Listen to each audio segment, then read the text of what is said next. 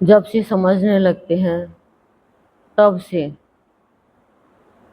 भक्ति करते हैं और अनेक रास्तों से हम भगवान को पाना चाहते हैं, पर ये प्राणी समझता नहीं है। प्राणी भगवान को पाने के लिए कुछ नहीं करता है, वो तो अपना काम पूरा करने के लिए करता है, अपनी इच्छा पूरी करने के लिए भक्ति करता है, भगवान के पास आता है, स्वर्ग मिल जाए इसके लिए आता है। मतलब प्राणी को ये पता रहता है कि जो कुछ करेगा वो भगवान करेगा, फिर भी प्राणी खुद को क्यों आगे ले आता है कि मैंने किया। ये क्या है बताओ।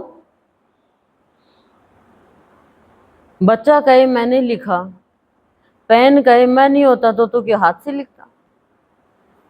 बताओ, हर चीज की वैल्यू है, लेकिन प्राणी अपने जीवन की वैल्यू जब करता है जब वो संत की भक्ति में डूबता है। एक तो है पानी में डूबना, एक है भोग विलास में डूबना, एक है संसारिक उलझनों में डूबा रहना काम काज में, और एक है संत भक्ति में डूबना। जो संत भक्ति में डूब गया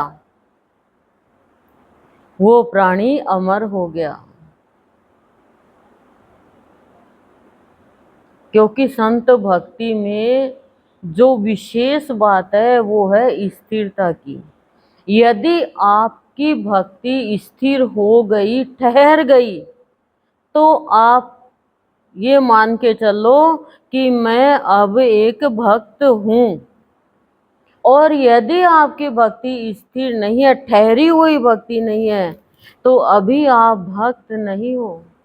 अभी आप थोड़ी देर के लिए भक्त बनते हो, थोड़ी देर के लिए अभक्त तो नहीं बनते, लेकिन थोड़ी फिर बाकी ज्यादा समय के लिए आप संसारी प्राणी बन जाते हो। हम तो चंचलता की भक्ति कर रहे थे, हम स्थिरता की भक्ति नहीं कर पा रहे थे। सत्संग में आके पता चला कि बहता पानी निर्मला और भक्ति में ठहरा निर्मला। ठहराव जरूरी है भक्ति में। हम ठहर ही नहीं पाते हैं, भागते फिरते हैं भागते फिरते हैं। और भागने वाला कहते हैं ना, बहुत भाग्यो और बहुत भज्यो लेकिन बीज्यो को नहीं। तो भागता रहो, क्या मतलब है। एक बच्चा भी एक क्लास में होता है तो वो जब तक रिजल्ट नहीं आता तब तक उस क्लास में रहता है, पर हम प्राणी तो भक्ति के अर्थ को ही अनर्थ में कर देते हैं। तो हम जीवन के अर्थ को कैसे जानेंगे। संत भक्ति बहुत ही ऊंची है और सरल है। वो जीवन के अर्थ को, जीवन के महत्व को, जीवन की महानता को बताता है कि मेरी भक्ति में ये सब कुछ होता है। और मनुष्य जीवन तो अति अति सुंदर है। आप सत्य को प्राप्त कर सकते हो, आप संत को प्राप्त कर सकते हो, आप ब्रह्मा विष्णु महेश को प्राप्त कर सकते हो, आप कितने भी ऊंचे बन के कितनों का कल्याण कर सकते हो मनुष्य जीवन में। क्यों? क्योंकि यहाँ पे संतों का संग है, महापुरुषों का संग है, भक्तों का संग है। देवता संतों के संग के लिए तो तरसते हैं कि मुझे मनुष्य जीवन में जाना है, मुझे मनुष्य बना। बड़े भाग्य मानुष तन पावा,